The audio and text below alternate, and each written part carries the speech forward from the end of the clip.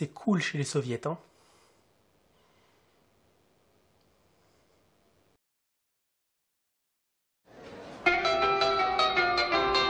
It was a teenage wedding and the old folks wished them well.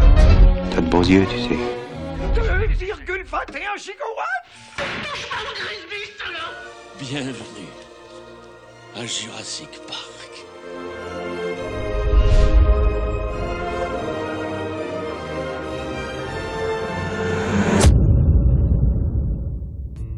L'histoire des super-héros au cinéma commence aux États-Unis dans les années 40, moment où les comics sont adaptés en serial.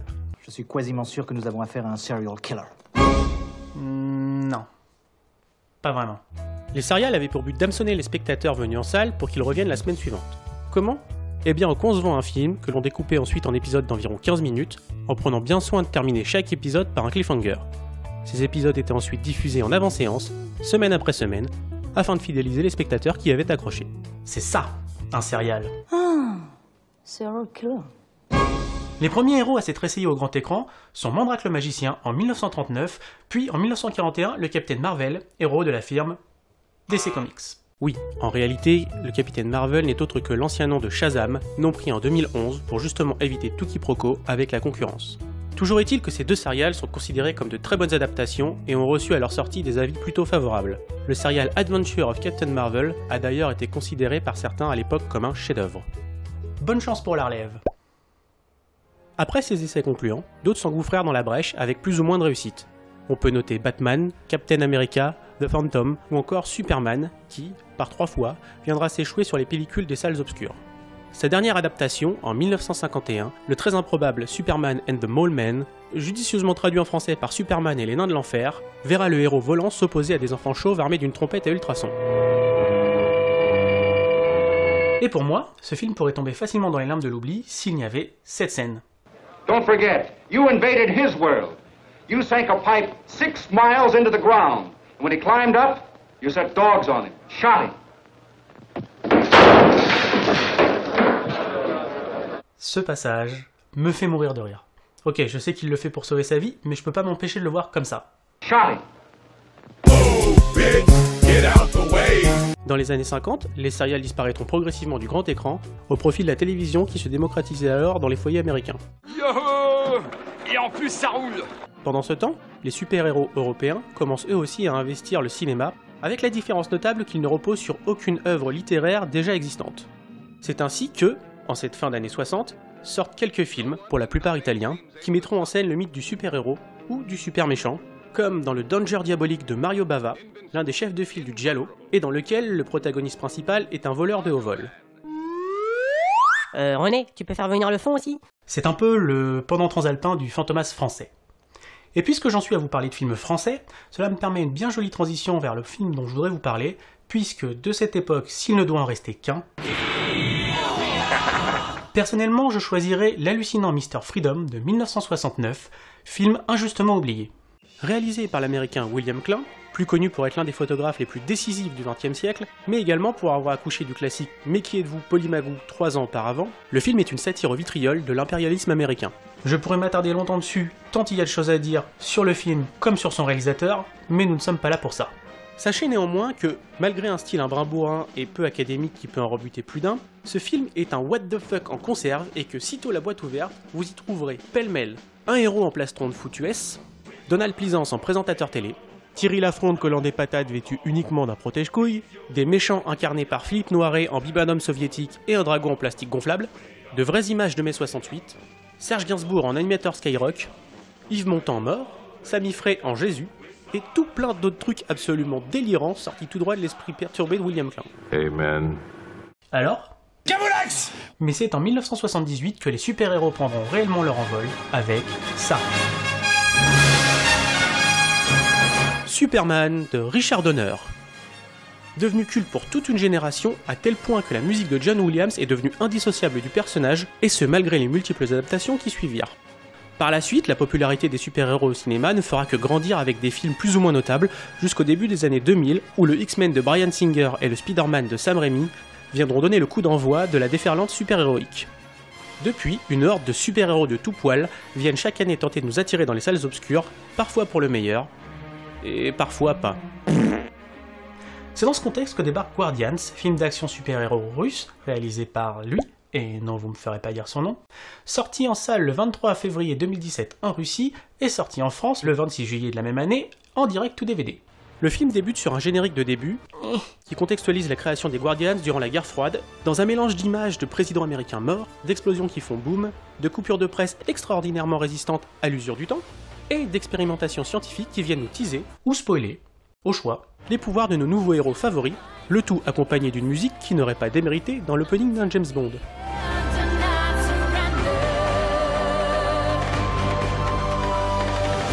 Clairement, on n'est pas là pour déconner. On est sérieux. Ça veut dire qu'on va avoir le droit à des héros au premier degré. Et ça peut être cool. Je veux dire, ouais, des pouvoirs inédits, de nouveaux héros totalement inconnus, pourquoi pas? Alors allons-y et découvrons ensemble les aventures des Guardians. Tout commence réellement dans une base militaire secrète, où une poignée de hauts gradés font une démonstration de machines de guerre dirigée par une intelligence artificielle parce que... On élimine le facteur humain, pas toujours fiable. Avant qu'ils ne se rendent compte qu'ils viennent de faire une énorme connerie, les machines se retournent contre eux et font tout péter. C'est alors que surgit hors de la nuit le méchant le moins charismatique des contrées sauvages de Russie, Supermoche, qui pour l'occasion a revêtu son plus beau costume de muscle en mousse et qui peut prendre le contrôle de n'importe quel bidule électronique grâce au pouvoir de la foudre. Immédiatement après, dans une salle de conférence secrète, un militaire dont on ignore le nom, que je vais donc appeler Jean-Jérôme pour des raisons évidentes de commodité, nous dévoile l'histoire de Supermoche, de son vrai nom Auguste Kuratov, que je vais donc appeler Gérard pour des raisons évidentes que je fais ce que je veux. Pour résumer, Gérard est un scientifique pas sympa, qui a fait des expériences sur des personnes pas vraiment volontaires durant la guerre froide. L'armée a tenté de l'arrêter, ça a fait boum, et il est devenu accidentellement dégueu et fort. Jean-Jérôme invite ensuite le major Elena Larina à prendre le métro, métro qui les amène jusqu'au quartier général Patriote.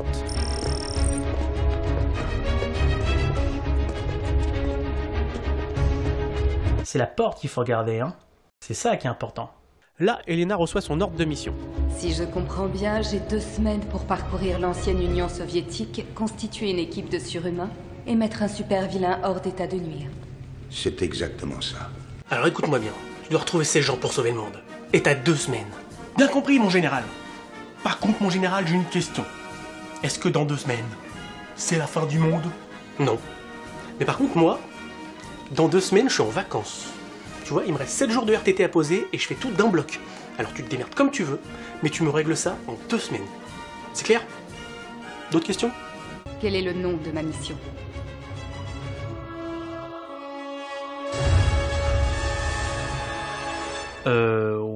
Ouais. Mais ça on le sait en fait. On l'a déjà eu le titre. 2 fois donc. Ok. Bon, allez, au boulot. Écoutez-moi tous, nous avons une mission à confier aux Guardians. Il faut les retrouver. On vient d'éplucher leur dossier, mais on n'a pas trouvé grand-chose pour le moment. Je ne trouve pas une seule information sur eux dans les rapports officiels. Ah merde, ça c'est chiant. Heureusement, ils sont pas super bien planqués, puisqu'après 40 secondes de recherche Google... Allons chercher nos super-héros. Elena va alors chercher nos héros sans personnalité. Et je dis ça parce qu'ils se contentent d'accepter la mission, sans poser la moindre question ni condition, dès qu'Elena pointe le bout de son nez. Rejoint donc l'équipe... L'air, un moine ermite qui contrôle les pierres. Kan, un assassin cataracteux aussi rapide qu'un papillon au ralenti, ayant pour passion de trancher du japonais dans le sens de la longueur.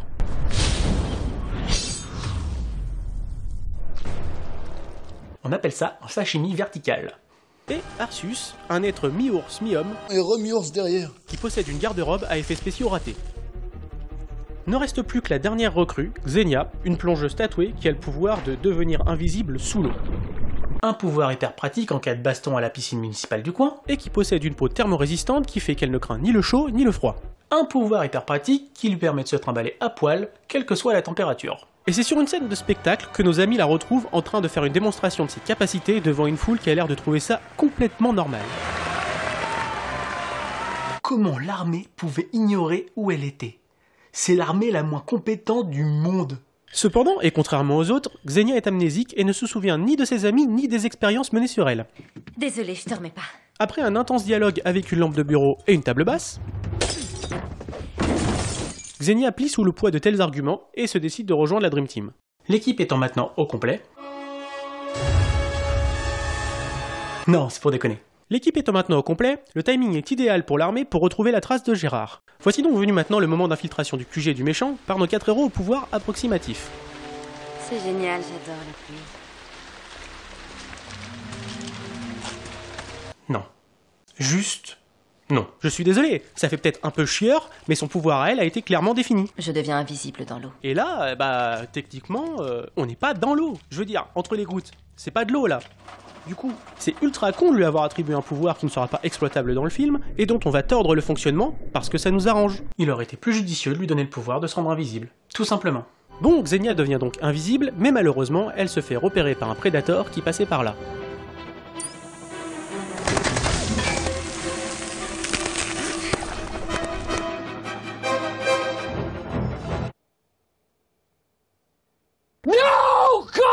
Mais merde quoi, qu'est-ce que c'est leur problème? C'est pas possible, on vient juste de nous dire que... Je ne crains ni le chaud, ni le froid. Et là, elle se transforme en esquimau géant. Le film met en place des règles qu'il bafoue 2 minutes plus tard. Je suis désolé, ça se fait pas. De leur côté, Arsus et Khan se tabassent avec des sbires. Et là, on sent bien que le film essaye de rendre tant bien que mal ses héros badass en leur faisant faire n'importe quoi. What the fuck are you doing? Mais visiblement, faire n'importe quoi, c'est pas super utile. Et c'est dans un moment d'intense léthargie qu'ils se font capturer.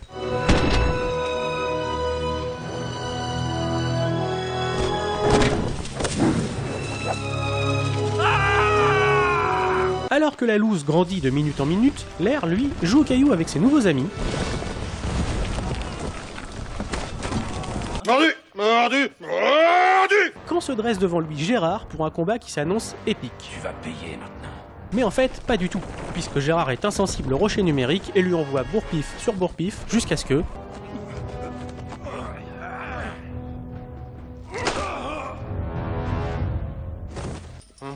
J'ai déjà vu ça. Une fois enfermé, Gérard propose aux Guardians une alliance, mais ces derniers lui répondent qu'il peut se la mettre dans le fondement. Il les laisse donc alors vivre, afin qu'ils puissent se venger plus tard, et par foutre le bordel à Moscou, non sans avoir pris le temps de faire un petit détour pour déraciner une tour. Ah, et on en profite pour apprendre que Jean-Jérôme est un putain de traître. Surprise! Traître que Gérard trahit en le tuant. Double surprise! Pendant ce temps, un nouveau kidam entre dans le game. Le professeur Victor Don Bonravov, le gentil rival de Gérard durant la guerre froide.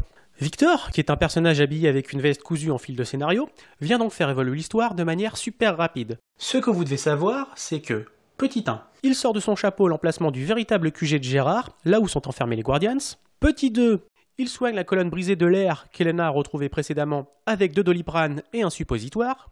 Et enfin, petit 3, Elena investit le QG de Gérard et délivre les Guardians pour leur donner une nouvelle mission. Le ministère de la Défense m'a chargé d'une nouvelle mission. Arrêter Kuratov. Ah ouais! Ah bah c'était pas ça qu'ils essayaient de faire depuis le début alors. Puis tout s'explique.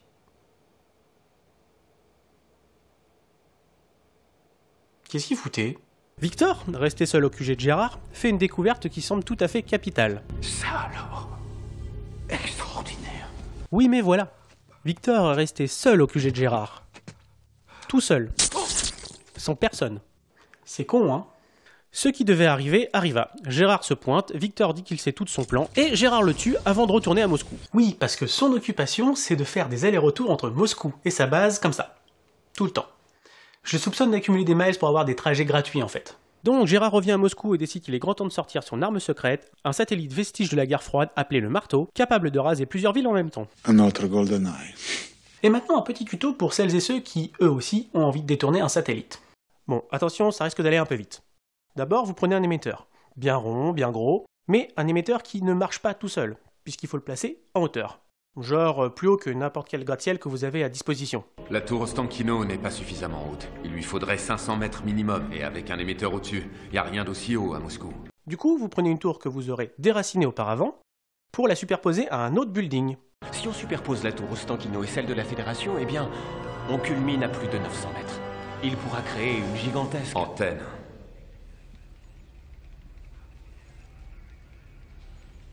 Sauf qu'au final, on s'en bat les couilles. On se contente de laisser pendre la tour entre les autres buildings, et ça marche quand même.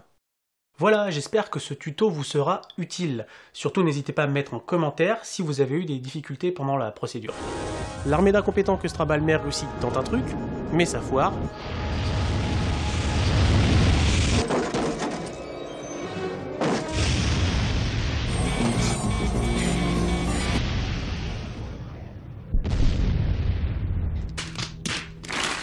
Les Guardians vont donc devoir s'y coller. Et pour les aider dans leur tâche ardue, on leur propose un petit upgrade dans une séquence que j'appelle la séquence du pourquoi pas. Arsus devient alors un ours machine gun, parce que pourquoi pas. L'air a le droit à un fouet caillou électrique, parce que pourquoi pas.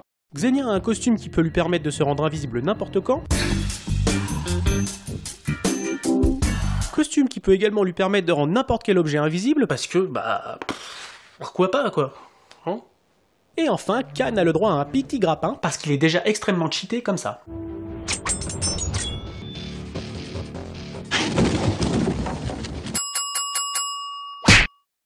Redoublement. Il continue à faire mumuse pendant une bonne dizaine de minutes, avant de terminer sur une pause ultra racoleuse pour se faire relire le cul.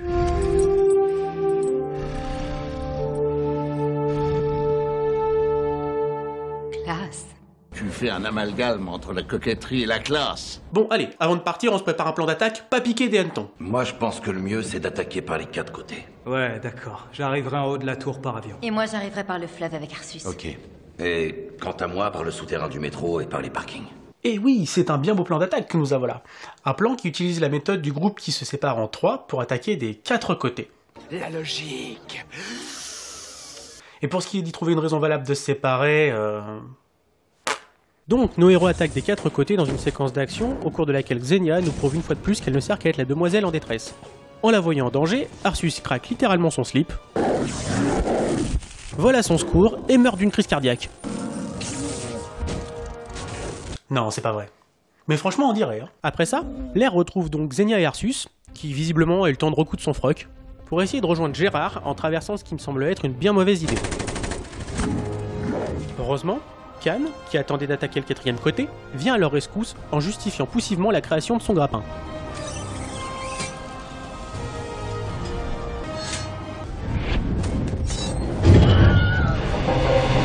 Au même moment, Elena retrouve Victor. Il est vivant. Vous noterez au passage l'incompétence de Gérard qui peine à finir d'éliminer les seules personnes qui peuvent lui nuire. Et il lui révèle le secret qui permettra au héros de défaire Gérard. Je vous fais la version courte. Fusionner leur énergie, le pouvoir de tout anéantir. Attention, difficile à maîtriser, extrêmement dangereux, mortel. Je vais les en informer. Bon, on va rusher un peu la fin parce qu'on a clairement pas le temps de s'arrêter sur tous les trucs cons qui vont suivre. Donc, les 4 fantastiques court-circuitent un champ de force en tendant un gros majeur bien tendu aux lois de la physique avant de faire semblant de se battre contre Gérard. Mec, sérieusement, qu'est-ce qui t'arrive? Pourquoi t'es devenu trop con pour t'arrêter plus loin comme tu le fais au début? Arsus se refout à poil, mais ça sert à rien. Bref, c'est la débandade, et ils préfèrent fuir lâchement en s'accrochant à un avion avant de couper le câble qui les y rattache, mais c'est pas bien grave puisqu'il y a de l'eau 300 mètres plus bas. Tout le monde est indemne, y compris le falzar d'Arsus qui s'est miraculeusement téléporté sur son cul. Guidée par le scénario, Elena arrive alors, et leur révèle le secret de la fusion des Guardians unis qui fonctionne quand ils sont ensemble tous les 4, mais pas à 3 parce que à 3 ça marche pas et que c'est pour ça que Gérard a voulu tuer L'air.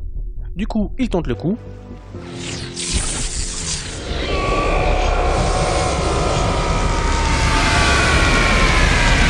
Donc, après ce Deus Ex Machina bien dégueulasse, il y a tout qui pète et Gérard périt dans une scène digne de figurer au panthéon des scènes ringardes.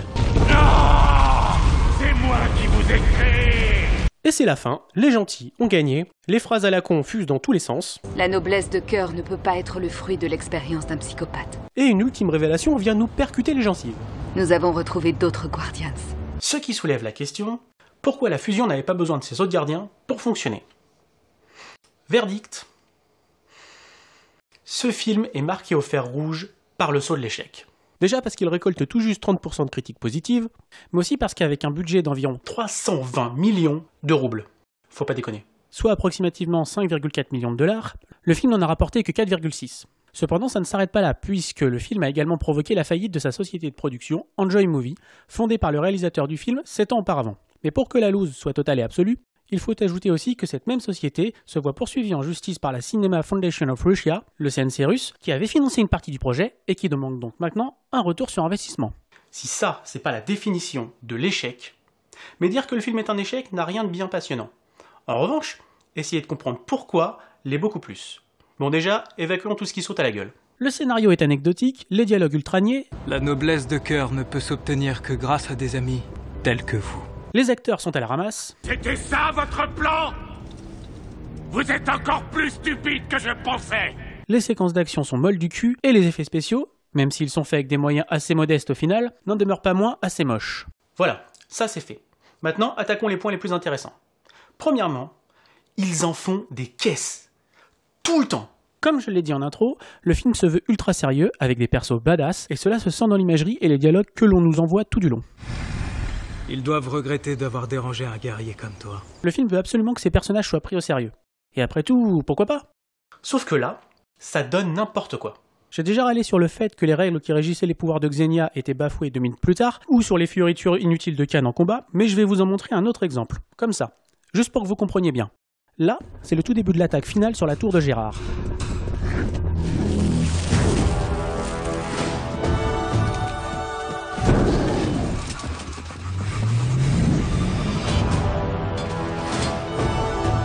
Stop.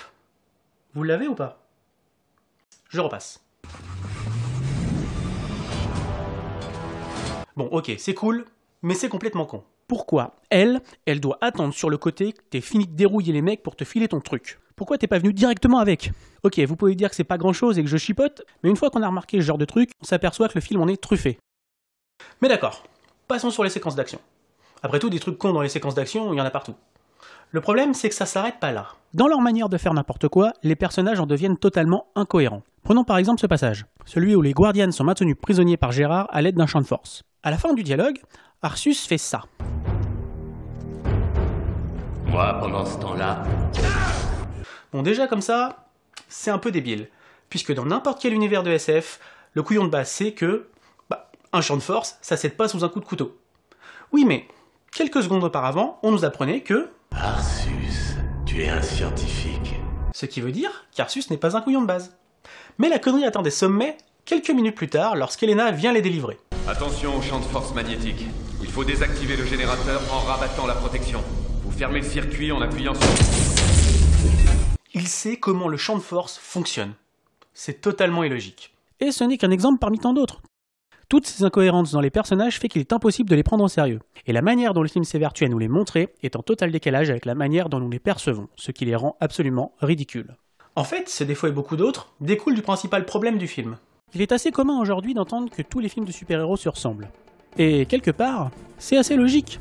Au fil du temps et des sorties annuelles de ces 2 dernières décennies, ces films se sont codifiés, réutilisant les uns après les autres certains gimmicks de narration et de mise en scène. C'est une chose tout à fait normale, et qui fait même écho à l'évolution du cinéma dans son ensemble.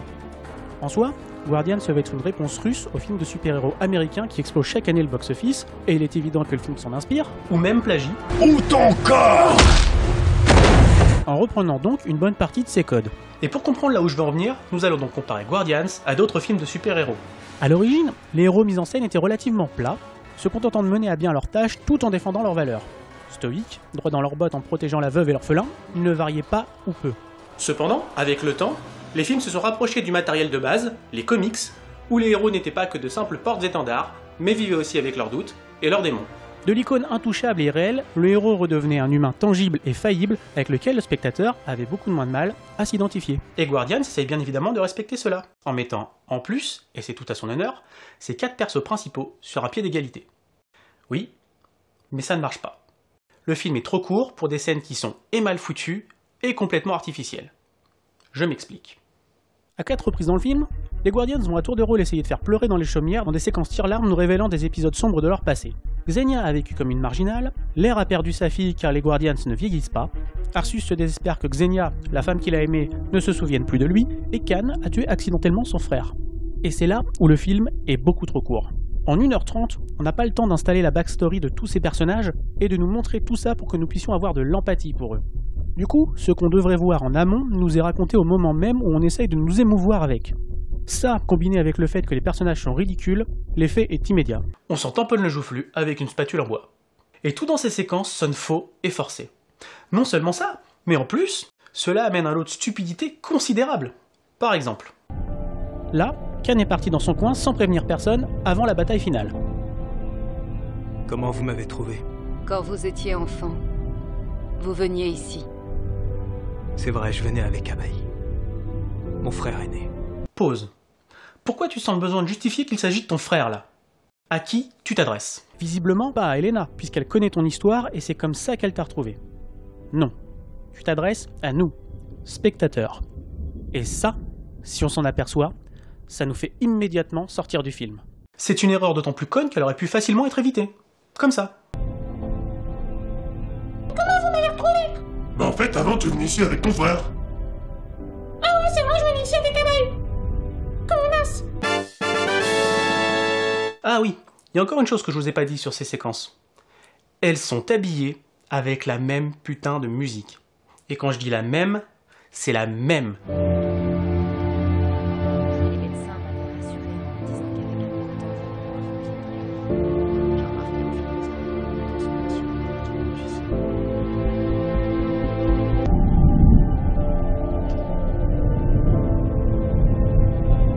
Ce qui signifie qu'aucun des personnages principaux du film n'a bénéficié d'un thème qui lui est propre. Et franchement, c'est pas vraiment étonnant, puisque si on écoute bien le score original du film, ça pue la musique temporaire. Pour ceux qui l'ignorent, la musique temporaire est une méthode courante qui intervient pendant le montage d'un film où, pour illustrer des scènes, on utilise bien souvent des musiques tirées d'autres films qui seront évidemment remplacées par la suite. Cependant, ce n'est pas forcément la meilleure manière de procéder, puisque parfois, le réalisateur ou les producteurs y sont tellement attachés qu'ils demandent au compositeur d'imiter cette bande-son. Et ça donne ça.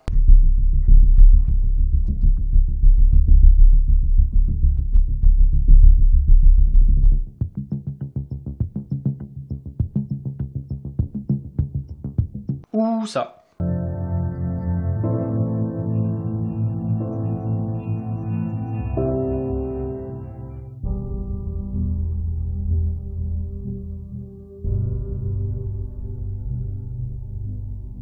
Bref, finissons là notre parenthèse musicale et reprenons notre chemin de croix. Une autre chose qui trouve sa source dans les comics est celle de la relation toute particulière qu'il existe entre le héros et le méchant, que les deux soient unis par un élément commun, ou bien qu'il lui renvoie simplement l'image de ce qu'il est.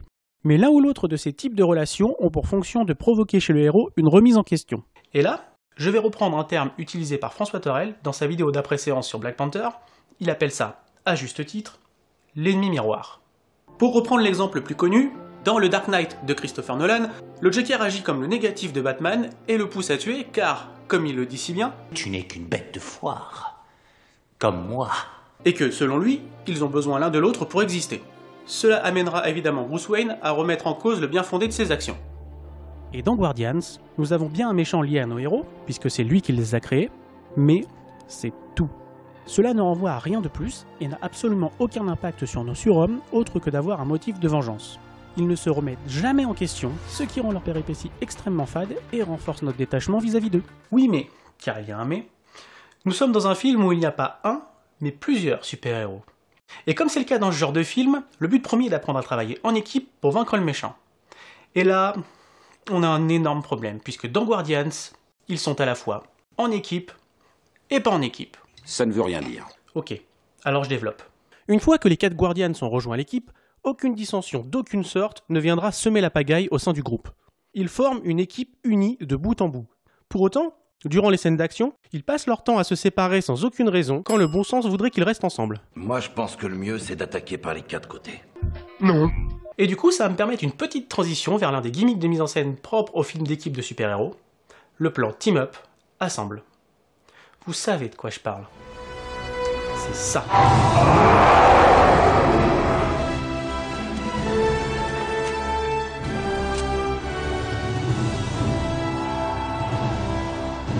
Depuis le premier Avengers, ce plan est un passage obligé, une sorte de rituel que les fans attendent pour sentir leur poil se hérisser sur les bras.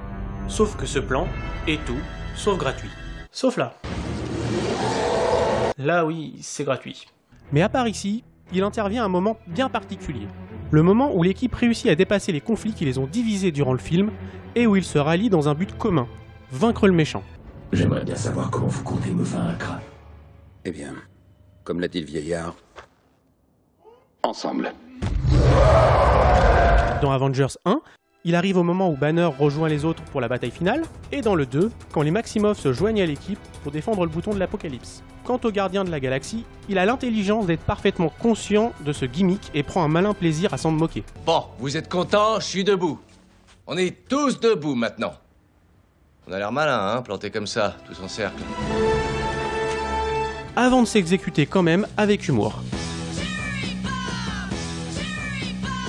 Et dans Guardians, aucun conflit ne vient mettre en péril l'unité du groupe. Et inclure ce plan dans une séquence d'entraînement où la seule menace directe sont des ennemis en carton, littéralement, rend ce plan ridicule et ne fait que mettre en lumière l'artificialité de la séquence, et donc par extension, des protagonistes. Classe. Non. Mais bon, ça, à part détruire le peu de crédibilité qui restait à nos héros, c'est pas grand chose. Par contre, un autre point est pour moi beaucoup plus dommageable. De manière générale, les super-héros se battent pour protéger un quartier, une ville ou parfois même une planète entière. Daredevil protège Hell's Kitchen, Batman Gotham, Superman Metropolis, Spider-Man New York, les Gardiens de la Galaxie Xandar, etc., etc. Et ici, les Guardians ne dérogent pas à la règle, puisqu'ils sont chargés de secourir Moscou. Je vais aller détruire Moscou avec l'armée. Oui, sauf qu'il n'est pas tant question de protéger la ville que ceux qui y vivent, et que c'est précisément pour ça qu'existe ce genre de plan. En plus de rendre compte de l'ampleur de la catastrophe en se plaçant à la hauteur du Pékin lambda sans pouvoir, ces plans servent à personnifier la ville. Les héros ne sauvent pas une ville, ils sauvent des vies. Et dans Guardians, c'est là que le bas blesse, puisque déjà, non seulement ces plans n'existent pas, mais en plus, pour ce que l'on en sait, la ville a été évacuée. L'état d'urgence est décrété et à Moscou, l'évacuation des résidents a commencé. Du coup, au lieu de protéger les moscovites, les Guardians protègent leur télévision et leur appareil à raclette. On y perd forcément en enjeu. Ouais. Même si d'un autre côté, la raclette, c'est la vie. Le gras, c'est la vie. Le cinéma, comme d'autres arts, est régi par des règles, comme celle des 180 degrés par exemple. Comme dans tout moyen de communication, ces règles se sont imposées naturellement au fil du temps afin de structurer leur médium pour lui donner un langage. Et en ce qui nous concerne, un langage cinématographique. Un langage et des règles qui ont donc évolué avec le temps pour en arriver à ce que l'on connaît aujourd'hui. Et il serait stupide d'ignorer ces règles, comme il serait stupide de s'en contenter. Mais juste les ignorer serait brûler les étapes logiques qui mènent à le faire. Il a toujours été dit qu'il fallait d'abord commencer par apprendre les règles, puis ensuite les maîtriser, et enfin seulement les briser. Pourtant, il me semble important d'ajouter une étape. Comprendre les règles. Savoir comment on fait les choses, c'est bien. Savoir pourquoi on les fait, c'est mieux. Et dans Guardians, même si on parle plus de code que de règles, tout le problème est là. Le film n'est pas mauvais parce qu'il passe son temps à utiliser des codes propres aux films de super-héros, mais parce qu'il le fait sans les comprendre. Et si tout ce que je vous ai dit jusque-là peut être sujet à interprétation, laissez-moi vous donner le dernier et meilleur exemple de ce que j'avance, la scène post-crédit. Vous le savez sûrement, les scènes post-crédit dans les films de super-héros sont plus ou moins l'apanage de Marvel qui, lors de la sortie d'Iron Man, voulait montrer aux spectateurs toute l'ampleur que son univers allait prendre. Monsieur Stark, vous faites maintenant partie d'un plus grand univers, même si vous ne le savez pas encore. Depuis, il est de tradition que chaque film de l'écurie en comporte au moins une, le plus souvent pour nous teaser les prochaines aventures de nos héros. Monsieur, nous l'avons trouvé. Et sans pour autant en faire des scènes post-crédit, l'idée de donner aux spectateurs un indice sur les films suivants n'a pas été inventée par Marvel, l'exemple le plus connu étant celui-ci. Et il laisse sa carte de visite. Et Guardians, en bon élève qui a appris par cœur sa leçon, nous offre lui aussi sa petite scène post-crédit, dans laquelle Helena se bastonne avec ses kidnappeurs, et après avoir maîtrisé le dernier, il se passe ça. Qui t'envoie Véro.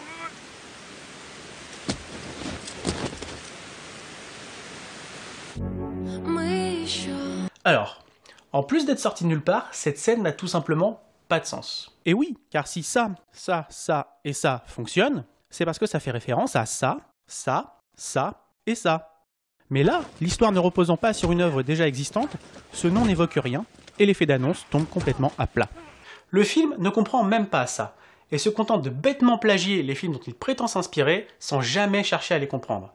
Ce qui pour moi traduit les réelles intentions de départ du projet, à savoir l'opportunité de surfer sur la vague lucrative des films de super-héros, plutôt que la réelle envie d'en faire un.